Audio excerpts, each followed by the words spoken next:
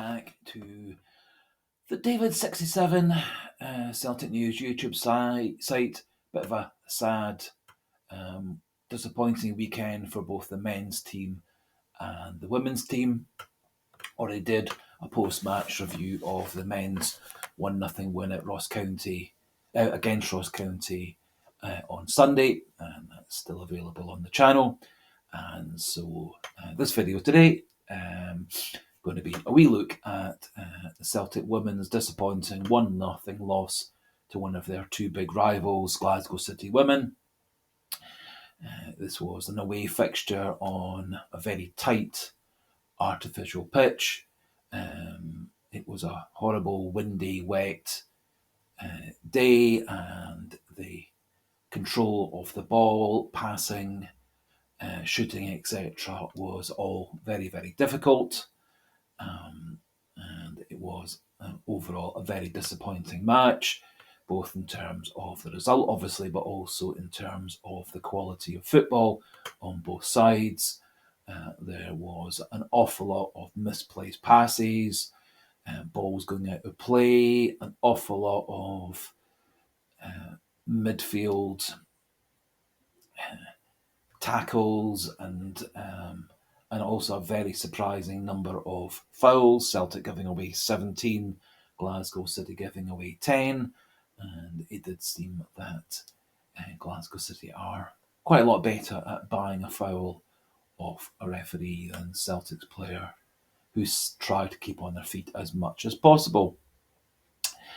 It was a bit of a surprise start to the game, pretty much straight from the kickoff. Glasgow City passed the ball back to one of their defenders, who hit a big long ball up the left wing. Celia Barclay was quite badly out of position. Caitlin Hayes and Kelly Clark couldn't cover across in central defence, and Fiona Brown, one of their players who has recently returned from playing professionally in Scandinavia, she got in behind the Celtic defence, worked her way to the byline, and then hit across.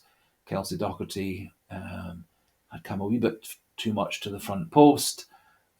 Fiona Brown was intending to cross to one of her teammates in the box. However, it got caught by the wind, swirled and swerved over Kelsey Docherty into the far corner of the net. Thereafter, Celtic very much had much more the lion's share of the possession overall for the whole game.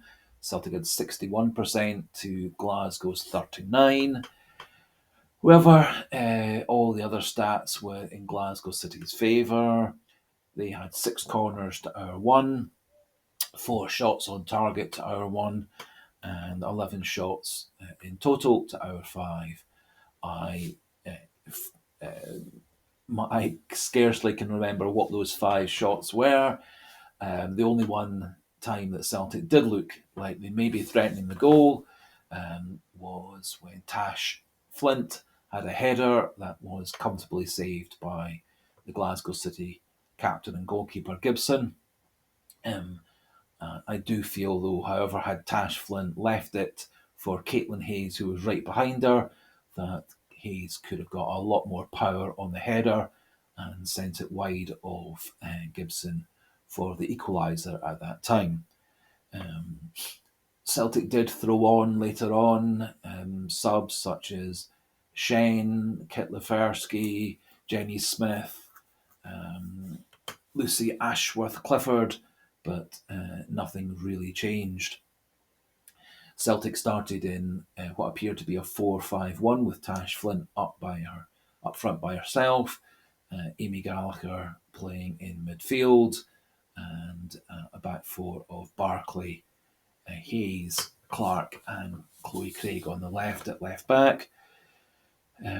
Celtic did seem to really struggle to get the ball out their defensive third.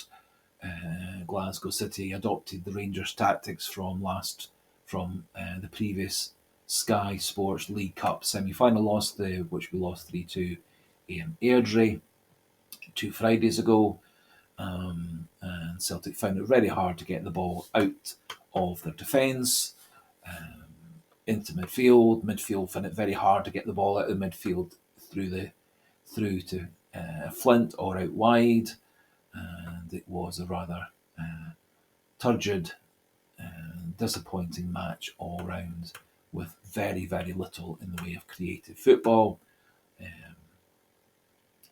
Celtic huffed and puffed, tried their hardest, but in the end, Glasgow's well-drilled team and clever tactics stifled the game, stifled Celtic's creativity, and ensured that they won the game 1-0 in the end.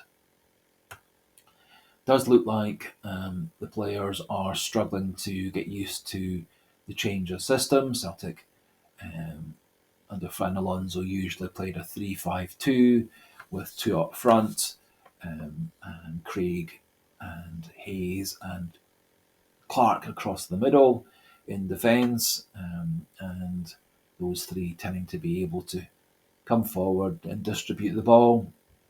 Certainly, Kelly Clark, the captain, does seem to me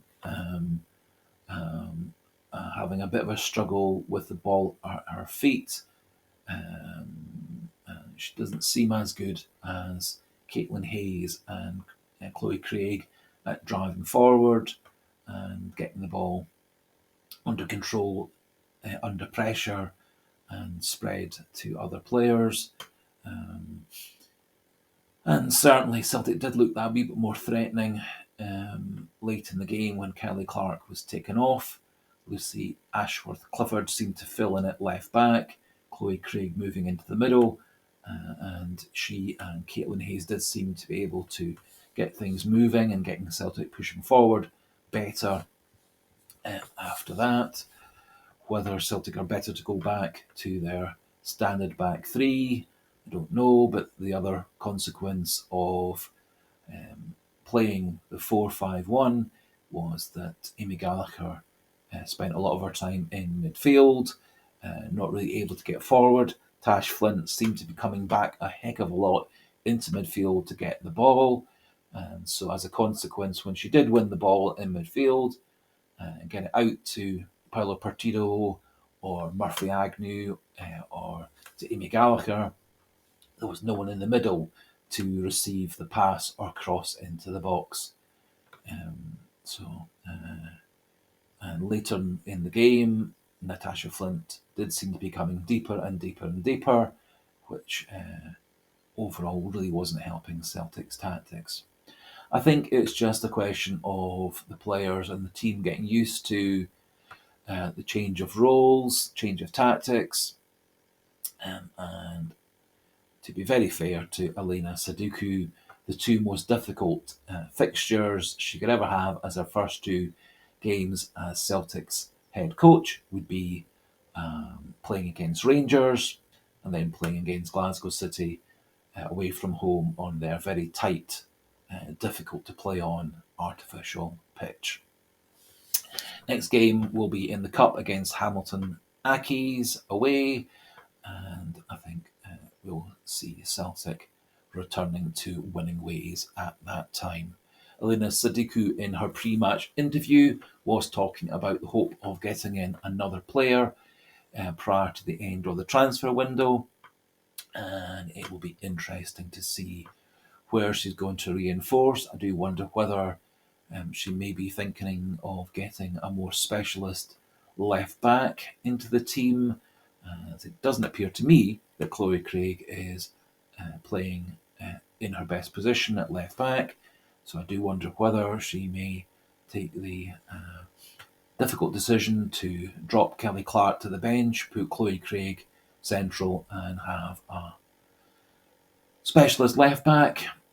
Lucia Ashworth-Clifford filled in nicely at left back, but it does require a wee bit extra pace and fitness to be the complete player at that position. And so we'll see what does transpire over the last few days of this transfer window leading up to February the 1st. So that just about finishes things off for today's post-match review of Celtic women losing 1-0 at Glasgow City does mean we drop 6 points behind Rangers, still in second place, a couple of points ahead of Glasgow City women, and our goal difference is miles better than Glasgow City women. There will be 4 more league matches prior to the 6-6 split, and then it's home and away for the final part of this season. So, for all those new to the channel who've enjoyed this coverage of the women's team, do feel free to click that subscribe button.